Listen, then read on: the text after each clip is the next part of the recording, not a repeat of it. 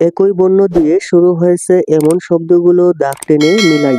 প্রিয় শিক্ষার্থী, একই বর্ণ দিয়ে শুরু হয়েছে এমন শব্দগুলো সাথে কি দাগ টেনে মিলাই। চলো ঘর, ঘ বৈষ্ণব ঘর, ঘরের সাথে হচ্ছে ঘড়ি, ঘ দশনিশারি ঘড়ি, ঘরের সাথে ঘড়ি।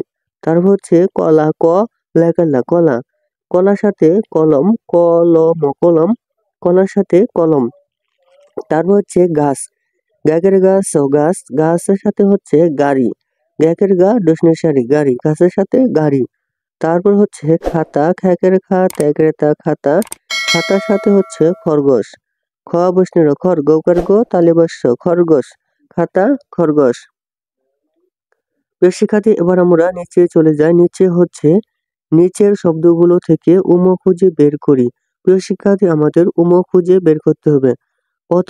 প্রথমটার উম হচ্ছে এই যে উম, তারপর উম হচ্ছে মাঝে, তারপর উম হচ্ছে শেষে, তারপরটা উম হচ্ছে মাঝে। প্রিয় শিক্ষার্থী, তুমি যদি আমার চ্যানেলটি এখনো সাবস্ক্রাইব করে না থাকো, তাহলে আর দেরি না করে এখনই চ্যানেলটি সাবস্ক্রাইব করে পাশে থাকো। ধন্যবাদ।